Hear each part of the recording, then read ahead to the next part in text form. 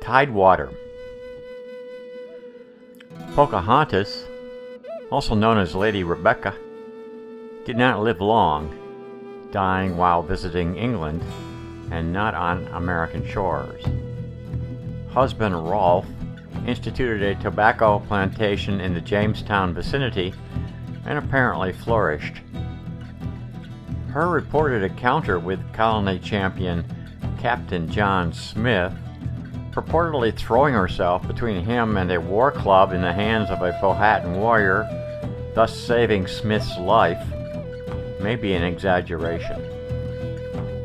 However, women were rare on the stage of early American drama, except as support cast. The occasional account of female heroism in the colonial days deserves greater scrutiny.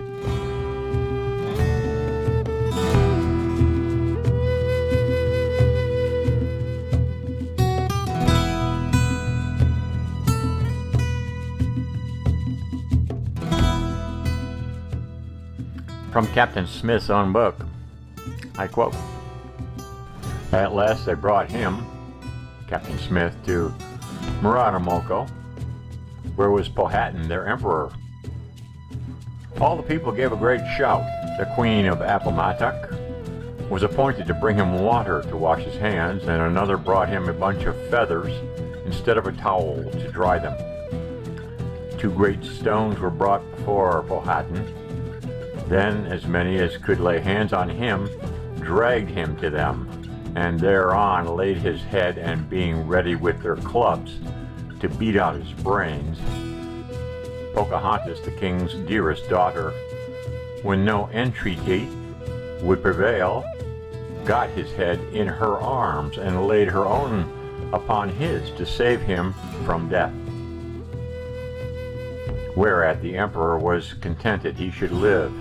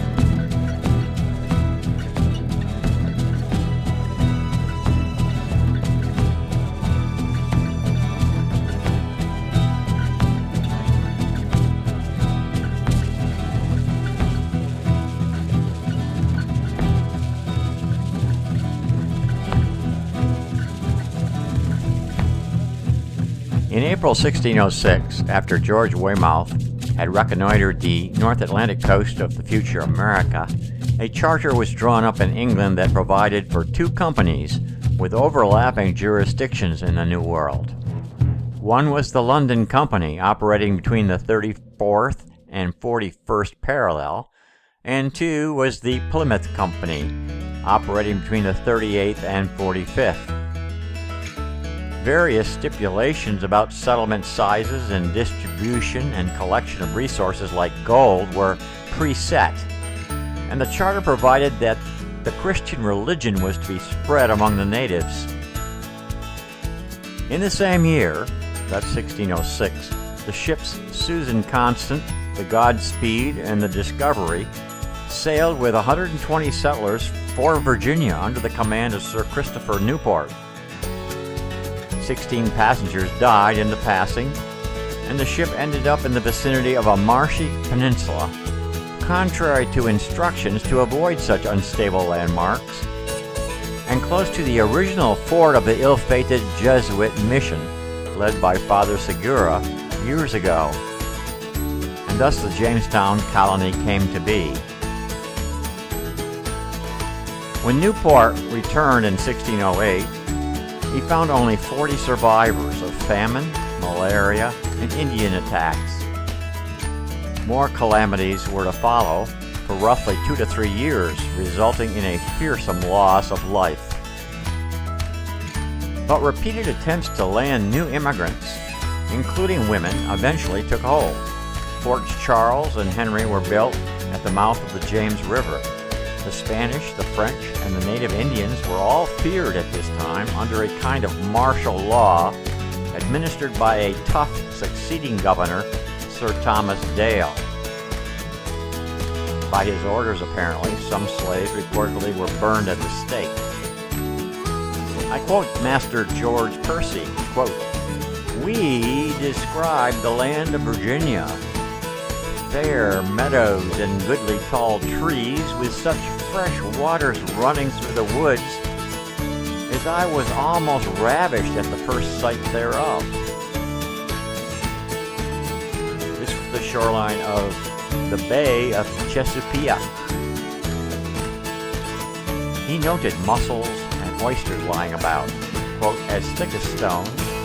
We passed through excellent ground full of flowers of diverse kinds and colors. Going a little farther, we came into a little plot full of fine and beautiful strawberries, 4 times bigger and better than ours in England."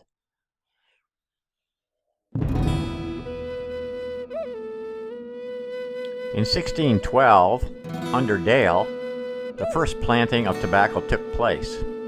John Rolfe, who married the abducted Indian daughter of Powhatan, Pocahontas, became a planter of what became the only export for a while. No gold was found, of course. To preserve the food security, no man could sell tobacco unless he cultivated at least 2 acres of grain. Shiploads of unmarried women unleashed a frenzy among the men who paid up to 120 pounds of their best tobacco for their brides. 20 Negroes were introduced to the colony in 1619. The quality of the emigrants, if there is a proper exposition, was an issue early on, as it probably was for many early exploratory and experimental communities deposited on North American shores. Captain Smith purportedly wrote to benefactors back in England, I quote, "When you send again, I entreat you rather send for 30 carpenters, husbandmen, gardeners, fishermen, blacksmiths, and diggers up of trees' roots, well provided, rather than 1,000 of such as we have."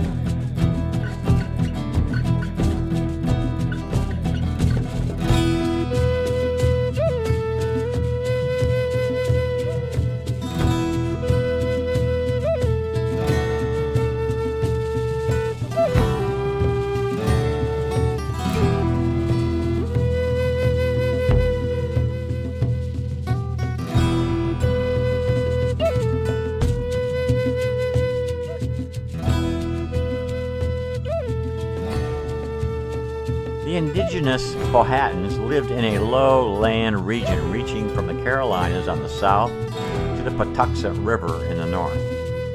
They had more tribes than either of the other families of Indians. The Powhatan League was one of the most powerful on the continent, and its core occupied what is now Henrico County on the shores of the James River, about 2 days' journey from Jamestown. At the time of settlement, the chief Powhatan, declared emperor by the obliging colonists, was about 60 years old, was gaunt and tall, and was vigorous in body and mind as a man half his years. According to Gilman's account in his Pathfinder's book, the gray hair, which was plentifully sprinkled through the black locks, gave a majesty to his looks. His headdress was made of a mass of feathers, and his robe of state was of raccoon skins. Pocahontas' husband, John Rolfe, apparently was an honest and discreet young Christian, according to Gilman's account. He had heard voices in the Virginia woods calling him to lead the blind Indians into the right path. He began his mission with the, quote, unregenerated maiden, Pocahontas. She was baptized and named Rebecca, translated, quote, of enchanting beauty. This innocent creature of the woods of Virginia was transported into the finery of England's social scene, where she pined. The Lady Rebecca was about to sail home again when she died at age 22, but she left a son, Thomas. Settlers held an uneasy peace skirmish attitude until Powhatan's brother, Opachanocanal, planned and completed in 1622 a surprise mass killing, eliminating about a fourth of the settlers living in the vicinity of Jamestown. That was 300 to 400 persons killed. Reprisals followed, of course, and the Indian population was in turn significantly decimated. As the maize fields of the local Indians came near to harvest, the settlers retaliated, destroying crops and virtually eliminating all native residents along the lower James and York rivers. Still, 22 years later, this chief, some say now almost 100 years old, pulled off a second surprise rampage that put another 300 settlers prematurely in the ground. Opachanocanal was caught and then killed by one of the government guards posted to ensure his safety. Ideals were expressed and attempted by the colonists, who believed these natives needed civilizing, and especially that their children should be raised with a Christian teaching. But as Debo writes, I quote, "The thought never occurred to even the most enlightened Englishman that the Indians might have something to give, and apparently they never suspected that the natives had lost a scheme of life that worked." Tobacco plantations were beginning to sprout up all along the Rappahannock and Potomac coastal plain valleys. Some really did go up in smoke. Outlying areas bordering on the Tidewater region also were embroiled in new Indian rampages in the 1640s, but peace came finally in 1646. Tribal purity rapidly disintegrated after that. Once the Indian struggles subsided, aided by force, forthcoming battles took on a more economic and international character, involving mostly the tobacco trade. The Dutch now entered the Chesapeake scene. 1667, a Dutch fleet entered the James River, captured an English frigate, and destroyed several vessels. A second Dutch raid in 1673 destroyed a large part of the tobacco fleet.